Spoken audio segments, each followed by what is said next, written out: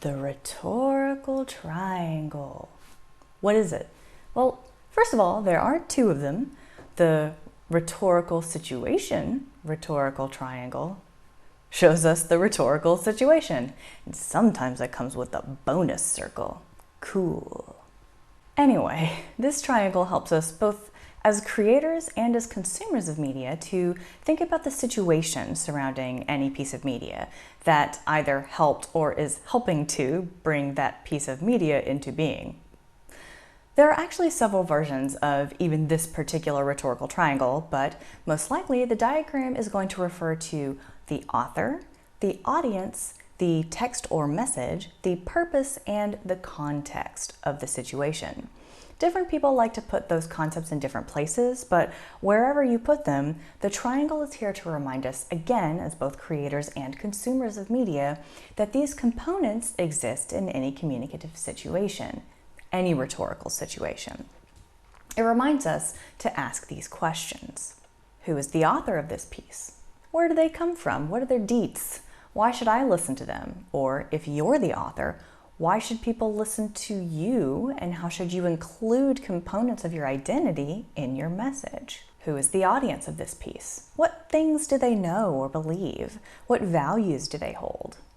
What is the purpose of this thing I'm trying to create? What is it going to try and do in the world? And speaking of the world, what sort of world does this media exist in? What is the context for the media, and how should that impact what you put into the media if you're the one creating it? And then, of course, you have the media or text itself. What words does the author use? What kind of text is it? Is it literally text or is it a video? What words are used, if any? What images or sounds are used, if any? For each of these components, there might be multiple layers. Let's take this actual video as an example. First up, the author. It's me! Who am I? And more importantly, what aspects of my identity are relevant and important for the message at hand? And how do I get those aspects of my identity into my message, my video? I'm Dr. C. I've got a PhD in rhetoric and scientific and technical communication. Say that 5 times fast. I've been tutoring and or teaching college writing for over 10 years now. Some of that information I managed to get in my videos as a way of trying to communicate that, hey, you should listen to me. I know a thing or two about writing. I'm also a Hufflepuff. I like to listen to podcasts like Welcome to Night Vale and the Adventure Zone, and I play Pokemon Go. But you don't need to know that for these videos, so I don't put that information in here. Except no, I did. But maybe I did that to make myself seem more relatable, like a whole person who has a life outside of teaching and making videos.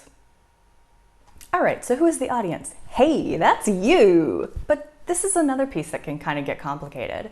We can divide this up into multiple levels of audience. First, there's the primary audience, the actual people I'm literally making this video for, students in my classes specifically at one specific university.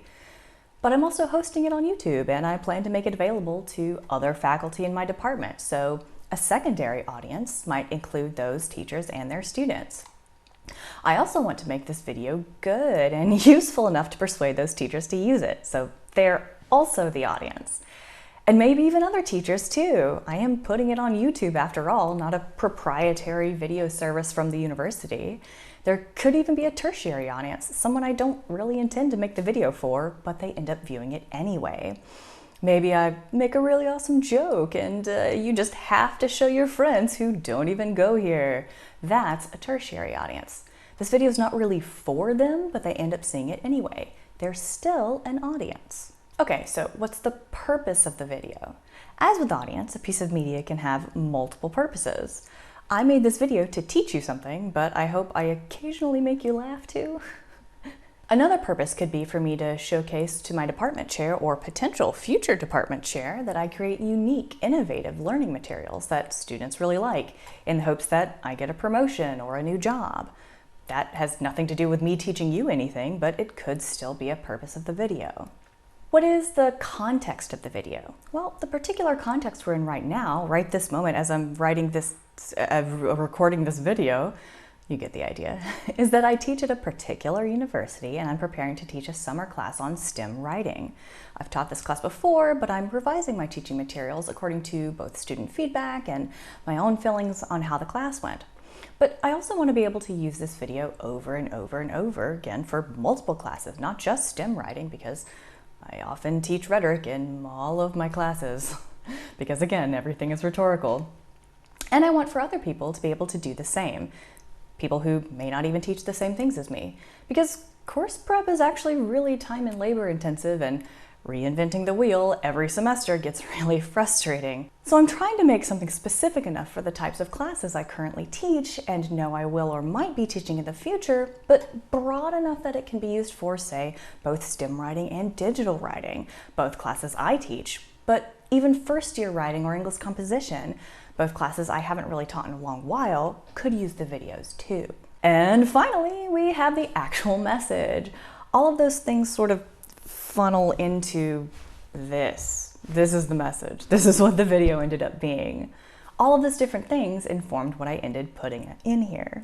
One important thing to note is that I used the triangle to help me write this video, but in explaining it to you in this way, I'm also using it to help you analyze this video now that it's out there in the world and you're watching it for class, or just for kicks. I don't know what you do in your spare time. As I mentioned at the start of this video, there are other tools you can use to help you both create and critique media, a whole other triangle even. But this video is getting a bit long, so that's a subject for another video. Bye!